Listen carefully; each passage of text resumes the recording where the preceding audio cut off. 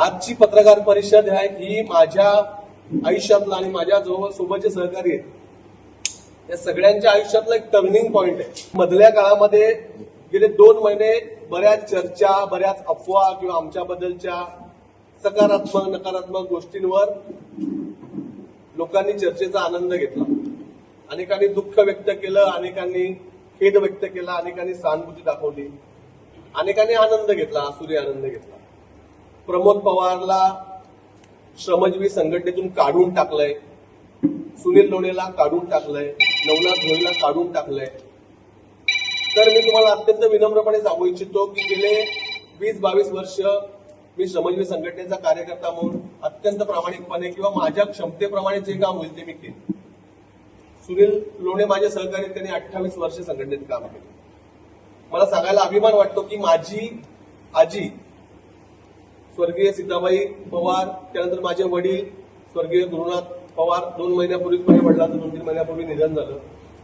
या दोघांनी संघटनेचं काम किंवा संघटनेत सभासत्व म्हणून केलं आणि मी त्यांची 3री पिढी ही संघटनेमध्ये सक्रिय सहभाग म्हणून कार्यकर्ता होतो. त्या संघटनेने आम्हाला घडवलं, आम्हाला लढायला शिकवलं.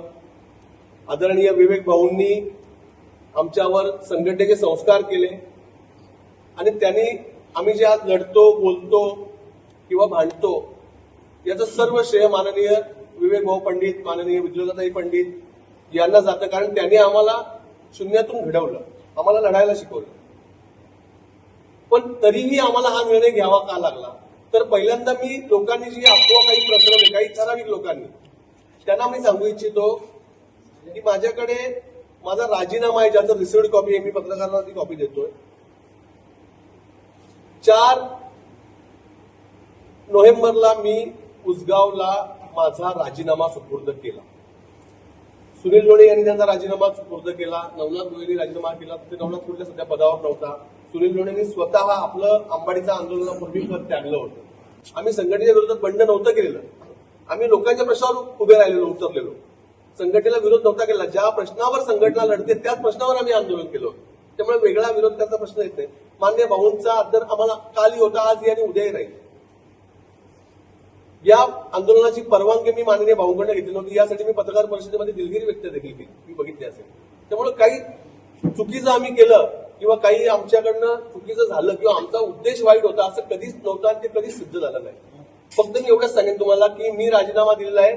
कुठलीही हकालपट्टीची काढण्याची पोस्ट तुमच्या तरी बघण्यात आली नसेल किंवा माझ्या तरी बघण्यात आली नाही. मी राजीनामा दिल्यानंतर राजीनामा दिला आणि विनम्रपूर्व संघटनेच्या सगळ्या ग्रुपमधनं मी बाहेर पडलो आणि 22 वर्षाचा प्रवास संपवला. मी पुन्हा एकदा उल्लेख करेन की आम्हाला ज्यांनी घडवलं त्या माननीय भाऊंचा आम्हाला कालही आदर होता, आजही आणि उद्याही राहील. आम्हाला ज्या वेदना झाल्यात, 22 वर्षाचा संघटनेचा प्रवास सोडताना, बाहेर पडताना आम्ही काय वेदना भोगल्या किंवा काय त्रास आम्हाला झाला ते आमच्यामुळे माहिती.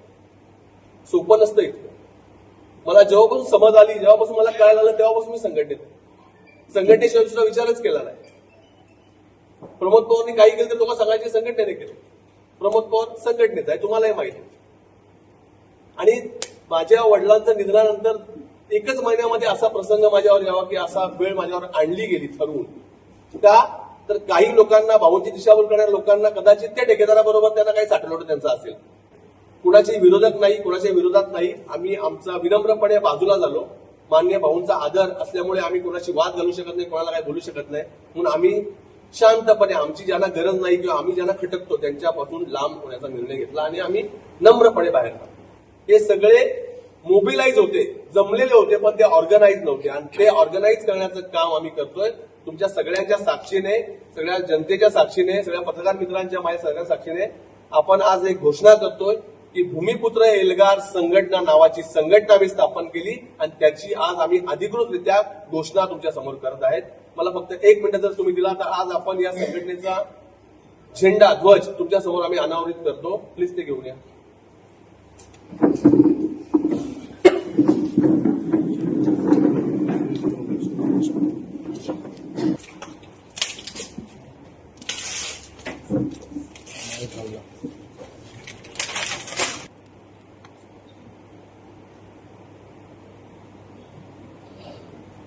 फोटो मार.